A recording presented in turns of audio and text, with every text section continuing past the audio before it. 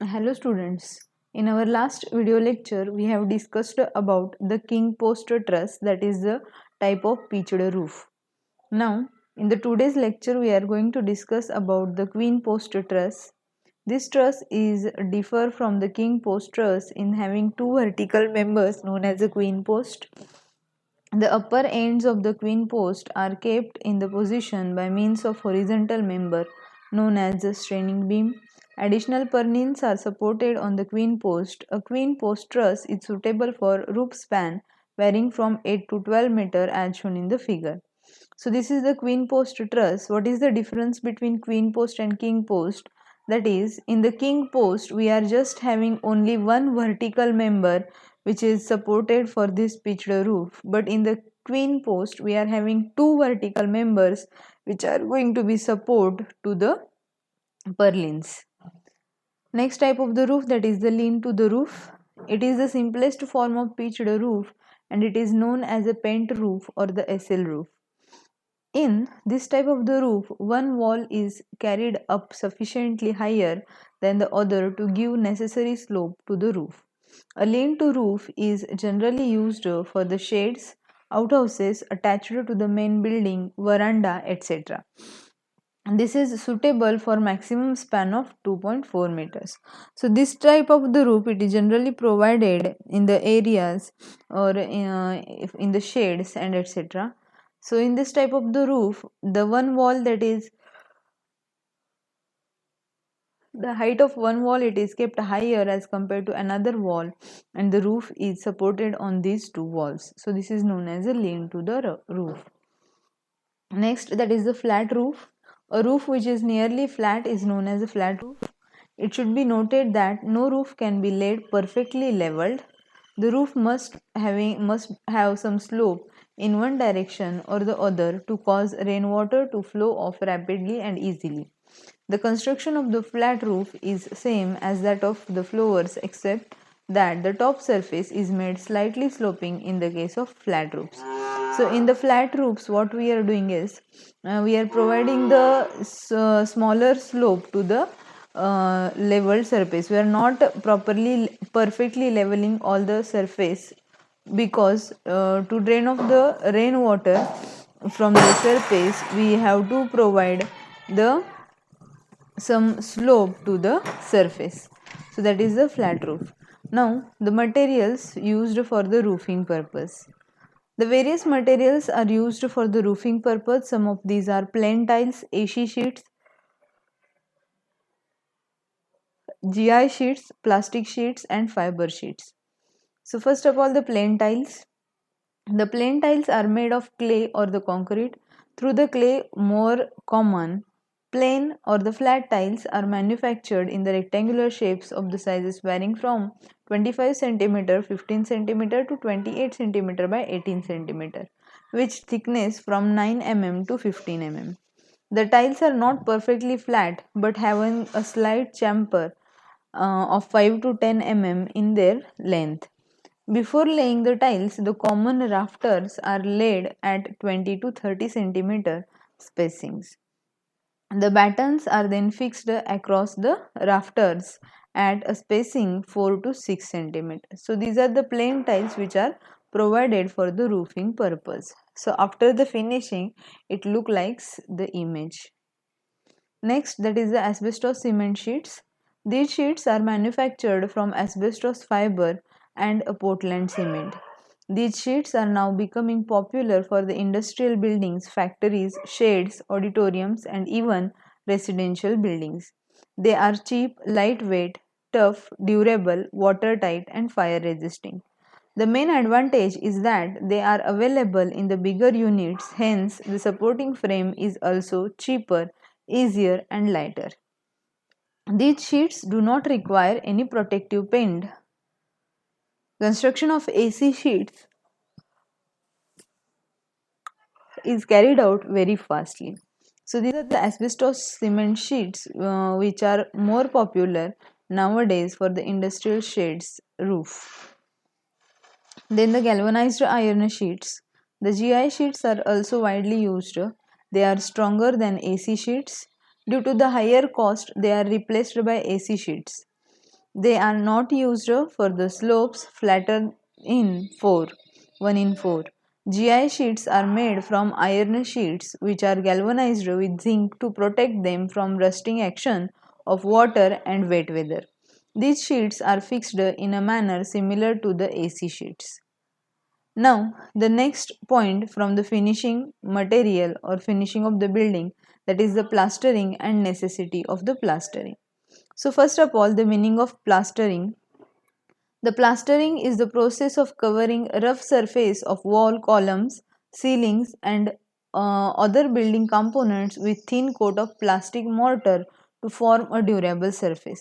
So, plastering, it is nothing but applying a thin coat of cement mortar to the walls and each and every component of building so as to make it durable surface.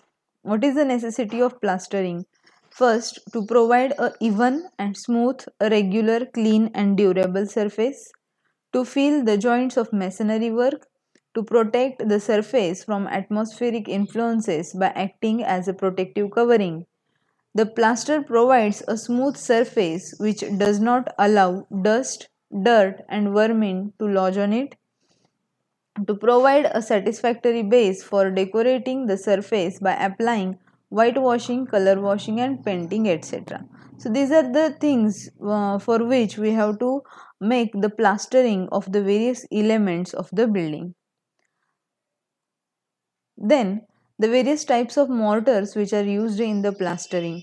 The following types of mortars are commonly used for the plastering purpose, that is the lime mortar, cement mortar and lime cement mortar. First of all, the lime mortar. The lime which is used for the plastering may be either a fat lime or the hydraulic lime. The mixed proportion of the lime and the sand varies from 1:3 to 1:4 for fat lime and 1:2 for hydraulic lime. The second type of mortar which is used, that is the cement mortar.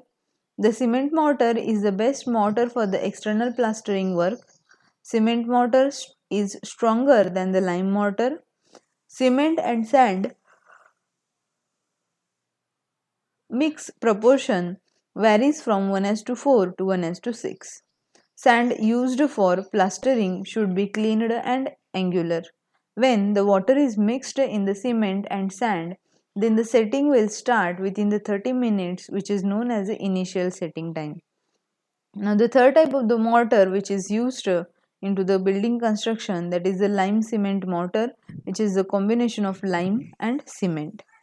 The lime cement mortar have a property of both lime mortar and cement mortar. The proportion, it is generally cement as to lime as to sand, that is 1:1:6 to 1:1:8. So these are the three types of mortars which are used into the plastering purpose. Now there are various methods of applying the plastering, that is the single coat plaster, double coat plaster, rough finish, sponge finish, neuro finish, stucco finish, POP, pebble or dry finish. So these types of the plasters are used nowadays into the building construction. From that, a single coat plaster, it is the first coat which is provided by means of the strengthening or leveling of uneven surface. It seals the surface of wall and to prevent a water penetration into the wall.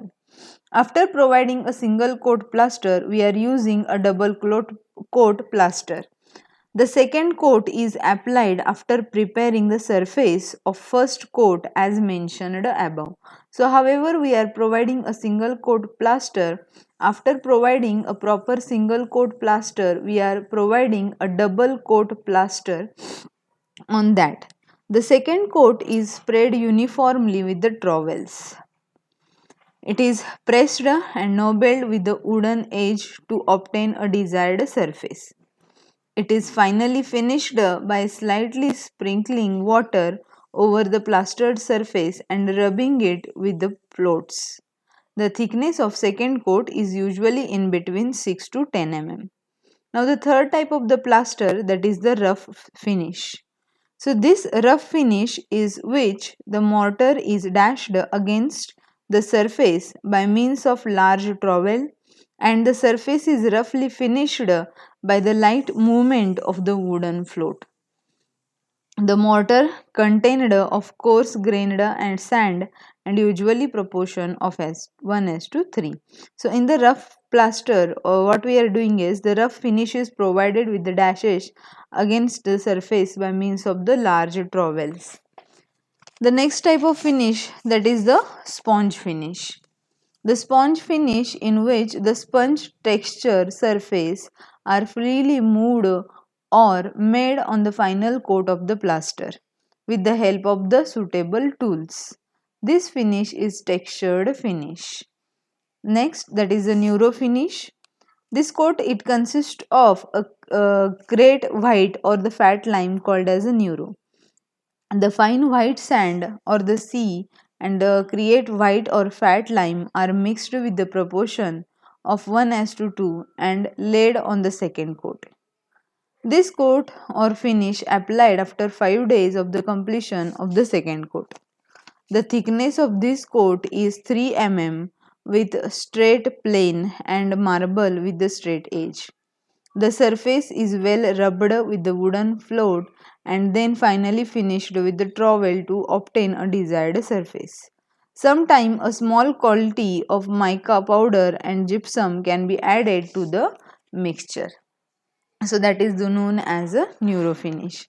Next, that is the plaster of Paris. This is generally we all know today. Plaster of Paris is obtained from gypsum, which is a naturally occurring material. When gypsum is heated to the certain temperature, water's crystallization gets removed, leaving behind a very fine powder of the plaster of Paris. When water added to this powder, then it immediately sets, so certain adding material like salt, ash, fine sand, etc. added to increase the setting time. This plaster is applied with a 5 minutes after the addition of water. This type of the plaster produce a very smooth finish with the sharp edge at the corner. This plaster do not used for the external surface. So plaster of Paris, this cannot be used for the external surface as it absorbs the water in a large quantity. Next, that is the pebble dash or the dry dash finish. In this type, a final coat having a cement sand mix proportion of 1:3 and is applied in the 12 mm thickness. Clean pebbles of size varying from 10 to 20 mm are then dashed against the surface so that they are held in the position. The pebbles may be lightly pressed into the mortar with the help of the wooden float. So these are the some types of the plaster or the various methods of plastering and finishing which we are using into the building construction. Now there are some defects into the plastering. First, that is a blistering of the plastering surface, cracking, crazzing, inflorescence, flaking, peeling, poppings, rust stains and uneven surface. So these are the some defects which occurs into the plastered surface when we complete the plastering process. So blistering of the plastering surface, it is nothing but the formation of small patches of the swelling out beyond the plastered surface. So it is like some smelling out, having some patches into the plastered surface. Then second, that is the cracking. So the hair cracks are there into the plastered surface which we can observe with our eyes. That is the second defect. Next, that is the crazing. It is the formation of series of hair cracks on the plastered surface due to some reason. Inflorescence, it is the whitish crystalline substance which appears on the surface due to presence of salt in the plaster making material as well as in the building like bricks. Rust stains and uneven surface, peeling. So these are the some defects which occurs into the plastered surface. Now the next point of the finishing of the building, that is the wall cladding. Wall cladding, it is nothing but we are applying tiles to the walls so that it gives a finishing surface with the tiles. So wall cladding means in the above the kitchen otas and in the washrooms, WC and toilets. Along with that, whenever the proper finishing we have to provide, in that case we are applying tiles on the wall surface, and that is known as a wall cladding. So what is the reason or necessity of wall cladding? That is the finishing surface with the tiles. We can obtain the proper finishing surface. Second, to make wall non-absorbent and clean easy. So water absorbing capacity of that wall where the wall cladding is done is less compared to other, and it can be cleaned easily. For more decorative purpose also we are using the wall cladding. For easy maintenance we are using a wall cladding, and for the fast plastering work we are also using the wall cladding. Okay. Next, the point of finishing of the building, that is the pointing. So what is the meaning of pointing? So it is applied to the finished of mortar joints in the masonry. So whenever a brick masonry combines with the mortar joints, at that places we are using the pointing. So what is the pointing? So it consists of racking the point or the joints to the depth of 10 to 20 centimeter and filling the with better quality of mortar in the described shape. So the pointing, it is done by peeling off the 10 to 20 centimeter of the racking of that joint is done, and in that racking we are filling a better quality of mortar in the described shape, that is known as a pointing. So there are some types of the pointing, that is the flush pointing, recessed pointing, rubble keyed and grooved pointing, blended pointing, struck pointing, truck pointing and V pointing. So these are the some shapes of or the types of the pointing with which we can make a proper jointing of the mortar with the masonry. Now the next and the last point from the chapter, that is the paints and the paintings. So paints are the thick fluid materials which are applied over the surface of the woodwork, metal work, etc. to provide a thin coating. The process of application of paint, it is also known as a painting. There are some types of the paints such as whitewash, color wash, oil bond, distemper, plastic emulsion, oil paint, cement paint, etc. So these are available types of paints into the market which we are using for the painting purpose. What is the necessity of painting? First, to protect the wood from decaying effect, to prevent the corrosion in the metals. Next, to protect the surface from harmful effect of atmospheric agencies, to give the decorative and attractive appearance to the surface, to render the surface hygienically and clean, and to provide the healthy conditions to live in. Now, how the surface is prepared for the painting purpose? First of all, the surface is made smooth by rubbing it with the sandpaper. Then that surface is made dry before applying the paint. The condition for applying the paint is that the surface should be smooth and dry before applying the paint. In case of painting of old surface, all the dust, loose material, scalds, etc. are removed by the wire brushes. The holes, patches, cracks should be filled with the lime putty and gypsum powder, and then we are ready to apply the paint on the surface. The method of applying paint is, the first we have to clean by scraping or brushing with the steel wire brushes or the sandpaper. Then we have to apply we have to remove all the deposits like oil, grease is removed by washing with lime powder and petrol.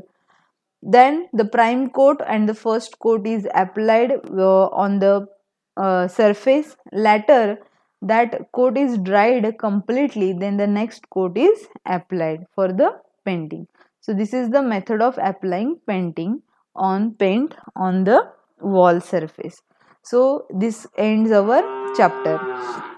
So in the finishing of the building, we have seen different number of finishing processes which are used into the building construction, that is the floors, roofs, painting, pointing, then plastering and the various finishing processes which are used into the building construction. Okay, so today we will stop over here. Thank you.